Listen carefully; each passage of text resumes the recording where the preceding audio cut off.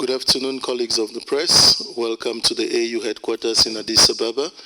It's exactly midday and we're about to commence our press conference following the third meeting of the expanded mechanism on the crisis in Sudan. My name is Pascal Chemlangi, Communications Coordinator at the PAPS Department of the AU Commission.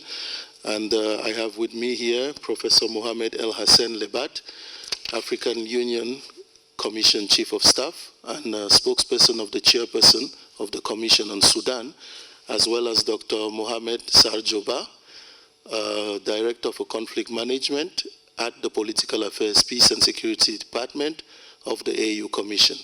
The two senior colleagues here and excellencies will take you through the AU's response in Sudan, which is a very concerning situation for us. May I indulge you colleagues, both physically and online, that when we will come to the Q&A, you introduce yourself, your media organ, and then you can ask your question. Rest assured that the panelists would engage you in 3 languages, Arabic, English, and French, and that they would be keen on responding to your question in the language that you posed. With that said, may I introduce Dr. Mohamed Sarjoba, Director for Conflict Management at the Department of Political Affairs, Peace and Security at the African Union Commission, to take us through this press conference. He will be followed by Professor Lebat, as I had earlier mentioned. Thank you, Doc. Thank you. Thank you very much, Pascal. Good afternoon, ladies and gentlemen. You're all aware that the Peace and Security Council of the African Union met at the level of heads of states and government on Saturday, 27th May 2023, to discuss the situation in Sudan, and in that meeting they endorsed the African Union roadmap for the resolution of the conflict in Sudan, which is now referred to as the AU roadmap. We have just concluded the third meeting of the expanded mechanism on the crisis in Sudan, where we shared the outcomes of the PSC meeting and discussed the implementation of the AU roadmap, which outlined 6 priority actions, namely the establishment of a coordination mechanism, the cessation of hostilities, effective humanitarian response, protection of civilians and infrastructure, engagement of neighboring states and the region, and the resumption of an inclusive political dialogue. The briefing will therefore focus on progress made so far in line with the 6 priority areas. I invite you to note the following points. First, that the AU continues to follow with concern the conflict in Sudan and calls for an immediate ceasefire, humanitarian assistance to the needy population, and a respect for international humanitarian law and human rights law. The AU calls on members of the expanded mechanism to support implementation of the AU roadmap. It calls on the international community to provide urgent humanitarian assistance, in particular to IDPs, refugees, and the communities and countries hosting them. It urges the facilitators of the Jeddah process, the Kingdom of Saudi Arabia and the government of the United States, to align their processes with the AU roadmap, and the AU, in the framework of the trilateral mechanism, remains fully committed to supporting the people of Sudan to attain their goals and aspirations of a fully democratic and just society. Thank you very much. Thank you, Doctor. We shall now proceed to listen to Prof. Lebat. Sorry, Prof. Can I help you, sir? All right. So we shall now proceed to listen to Prof. Lebat on the AU's responses in the situation in Sudan. Thank you, Prof. You have the floor. I just wanted to add that the principal component and structure of the African Union roadmap that we have proposed to the extended mechanism, and that we will work on with the other member of the trilateral, namely United Nations and IGAD, has one principal point that Dr. Sarjo have raised, but I want a little bit to elaborate on it. And secondly, I want to recall 2 with 3 ideas that the mechanism, the extended mechanism, who just ended its 3rd meeting, has adopted. I start by this. We all agreed in the extended mechanism that there is no military solution for this conflict. And that even if some think that there will be a military solution, assuming that maybe it can be possible, it is a disaster. It will be a disaster for Sudan. So we are against any kind of developing military action by any one of the parties in conflict. In this regard, we support the effort of Saudi Arabia and United Nations to prolong and to strengthen the ceasefire. Number 2, that for developing political solutions, which is the only viable alternative, we have to organize a huge political dialogue. And we stress that this political dialogue should be characterized by 4 things. Number 1, it should be absolutely inclusive for all political, social, religious, academic, private sectors, and others in Sudan. It should be a gathering of the nation without any reference to any ideological or other differences. Number 3, it should be owned by Sudanese themselves. International community, including African Union and United Nations and IGAD, should be supportive to the effort of Sudanese. It is important to know that we don't ambition to lead it or to master it. It will be a known Sudanese process. The 3rd characteristic is it should be assisted. So international community, mainly the external group, should provide all means to support that dialogue. And 4th, it should be focused, meaning that it cannot, regarding the current circumstances, ambition solving all Sudanese issues. It should focus on adopting quickly constitutional arrangement. It should settle the condition for a civilian government. It should adopt a rapid and quick program solving the urgencies of the populations in need of food, security, health, and so on. And finally, it should be a program who should lead as soon as possible to democratic election, as said. So, owned, inclusive, assisted, focused. That is the content of this political solution. So, a plan, a concrete plan for this will be proposed as soon as possible, maybe in 2 or 3 days when the core group will be meeting to adopt that concrete plan. All this is contained in the African roadmap that Dr. Sergio has spoken about it, which will be circulated. I thank you.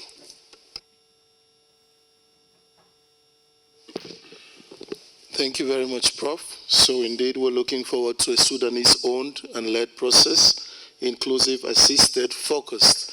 That said, we're open to taking questions.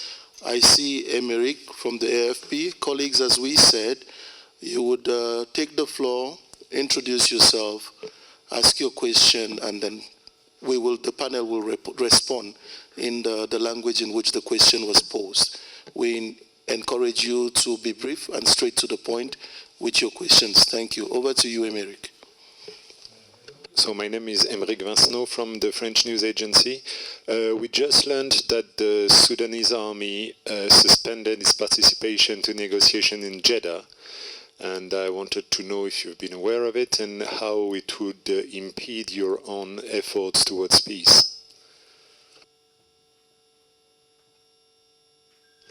Thank you. Any other questions?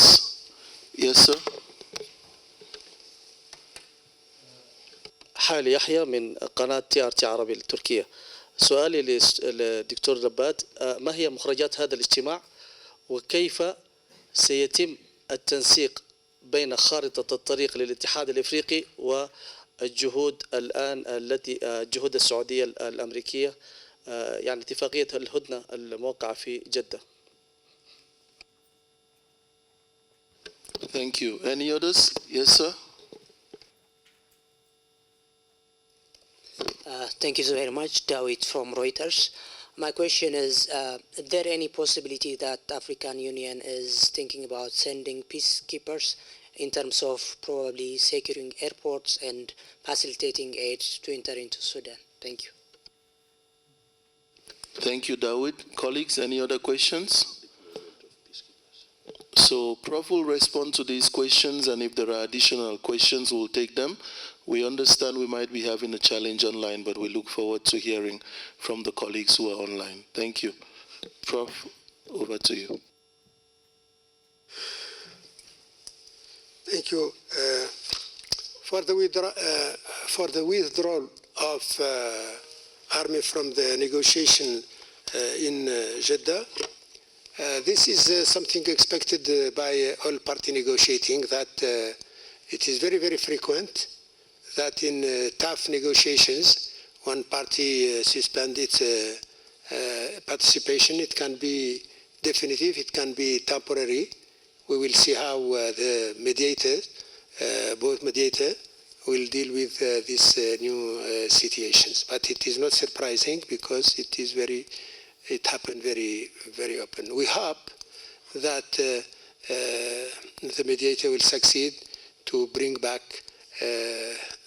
both parties for working on respected ceasefire.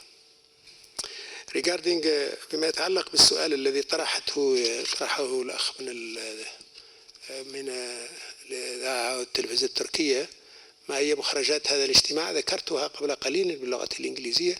قلت إن الاجتماع ركز على الاستماع إلى تقرير قدمه الاتحاد الإفريقي عن ما قام به منذ الاجتماع الأخير يوم 2 مايو إلى الآن من نشاطات، وهي عريضة طويلة وصدق عليها الاجتماع. ثم اتفق المجتمعون على أن يوحدوا جهودهم وأن يتفادوا كل المبادرات المختلفة التي قد تتناقض وقد يسيء تكاثرها إلى مجهود المنظومة الدولية في حل الأزمة السودانية. كما اتفقوا كذلك على أن خارطة الطريق الإفريقية خارطة إيجابية ويجب دعمها، وعبروا كلهم عن دعمها الصريح، وهذا شيء مشجع للغاية. كما استمعوا إلى بعد استماعهم إلى تفاصيل حولها، خاصة المتعلقة بمضامين الحوار الوطني الذي يدعو له الاتحاد الإفريقي، وهو حوار قلنا إننا نطالب بأن يكون لا إقصاء فيه إطلاقا، وأن يكون يسيطر عليه ويقوده يدبره ويقوده السودانيون أنفسهم، وأن تكون المنظومة الدولية المجتمعة في هذا الميكانيزم الموسع دعما له، جالسة وراء السودانيين لتمدهم بما يطلبون من إمدادات أيا كانت طبيعتها. وأخيرا أن يكون حوارا مركزا ومركزا على نقاط محددة، وهي وضع التدابير الدستورية لتأسيس تعيين الحكومة المدنية، وعلى برنامج استعجالي، وعلى نقطة أساسية فيه وهي الإعداد لانتخابات تؤسس بشرعية دائمة في هذا البلد. هذه هي النقاط الأساسية التي أثيرت والتي اتفق عليها. طبعا أشير أيضا إلى دور هام لدول الجوار، والاتحاد الإفريقي ذكر بأنه يبعث الآن بعثات إلى كل دول الجوار للتشاور معهم حول دعم الخطة الإفريقية. وأخيرا تساءل بعضهم عن متى تجتمع النواة التي ستكون هي النقطة المركزية من هذا الميكانيزم الموسع.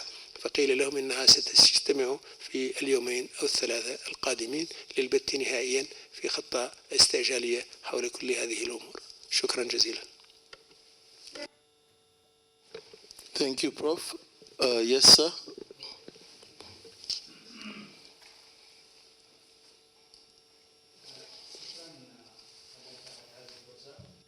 سؤالي لماذا حتى هذه اللحظة الاتحاد الأفريقي لم يستطيع إرسال الوفود رغم في طريق إلى برسودان عبر مدن متعددة؟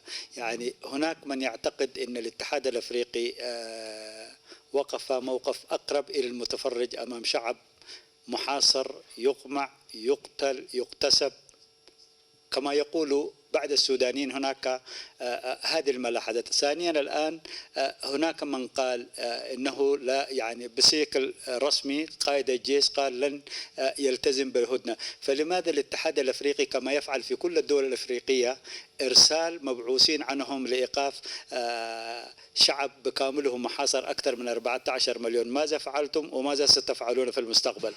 من الجزيرة محمد طه، توكل.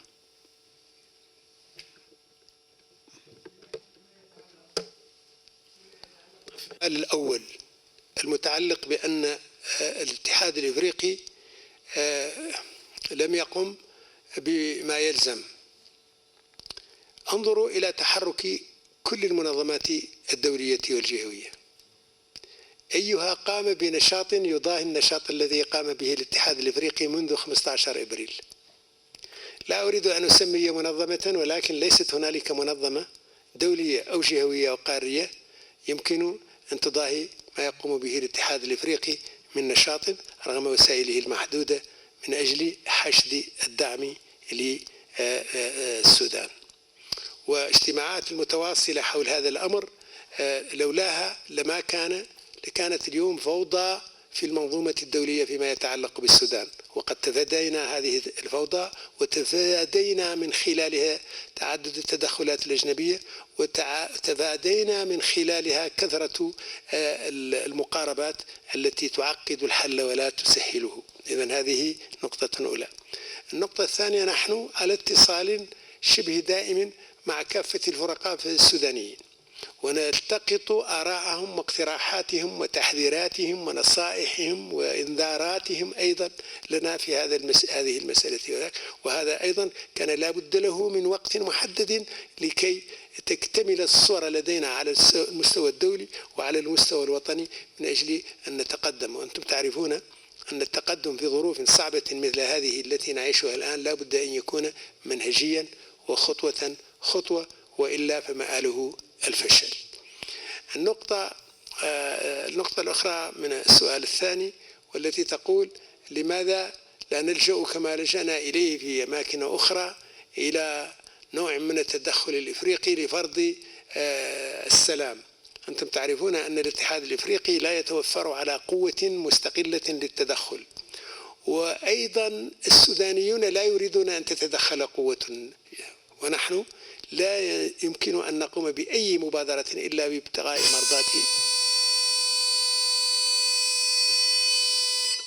بابتغاء مرضات السودانيين أنفسهم.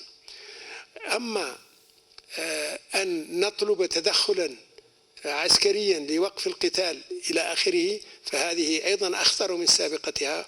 ونحن من أول وهلة ناشدنا المنظومة الدولية بأننا وذكرنا بأننا نعارض بشدة كل شكل من أشكال التدخل الأجنبي في السودان، ولن نقبل به مهما كانت ذريعته.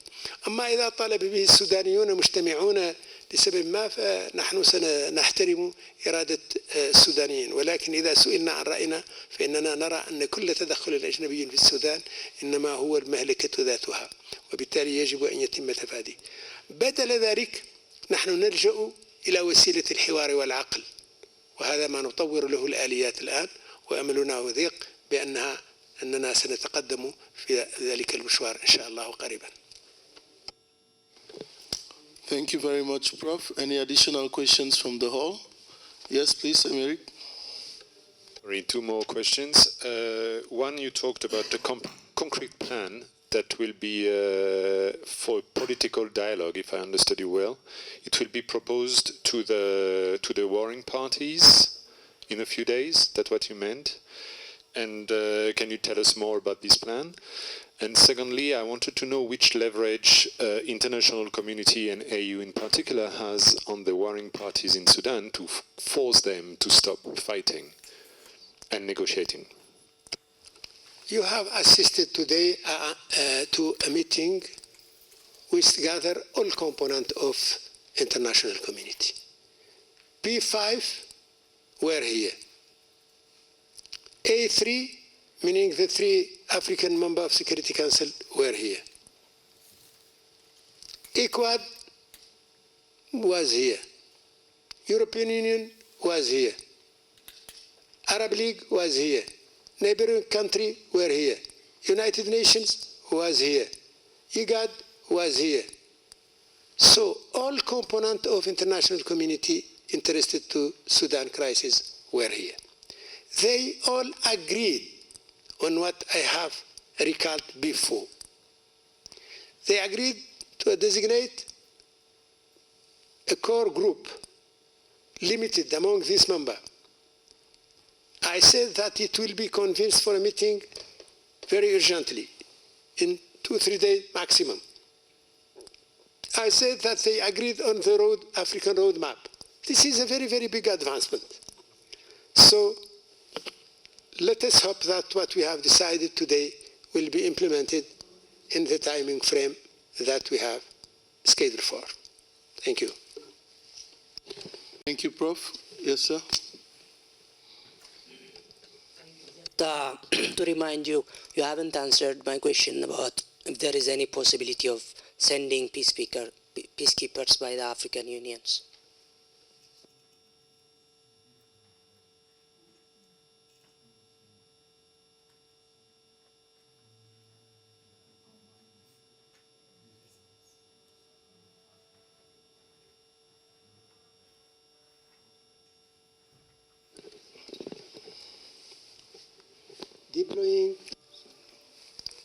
Deploying peacekeeping forces require a lot of legal, political, technical, and funding measures.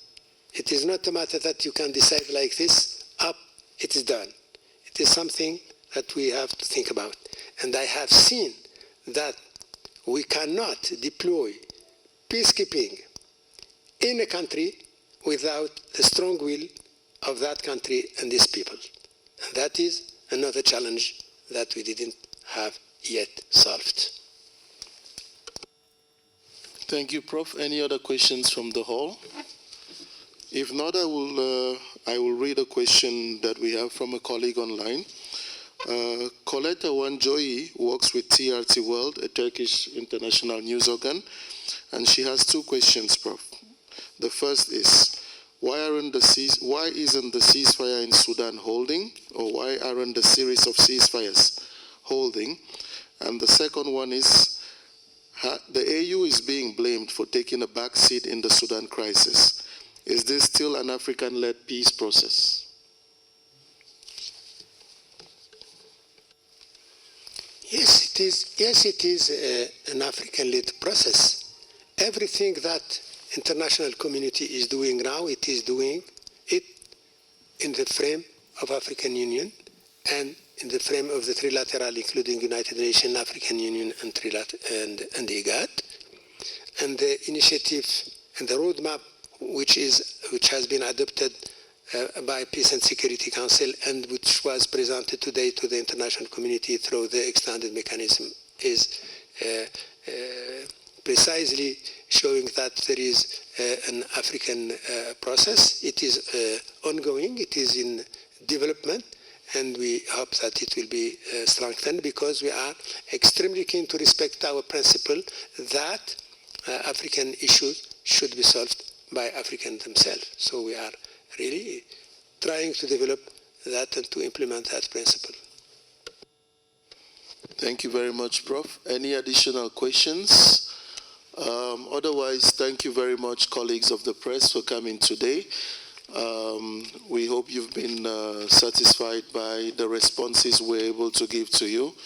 We signal once more that our doors are open to listen to you and to engage with the public through you on the burning issues on the continent. As a reminder, we had here two panelists who discussed with you on the situation in Sudan. Professor El Hassan Lebat, who is African Union Commission's Chief of Staff and Spokesperson on Sudan, as well as Dr. Mohamed Sajoba, who is the Director for Conflict Management at the Political Affairs, Peace and Security Department. My name is Pascal Chem, and I was here to assist, providing communication support. Thank you and good day.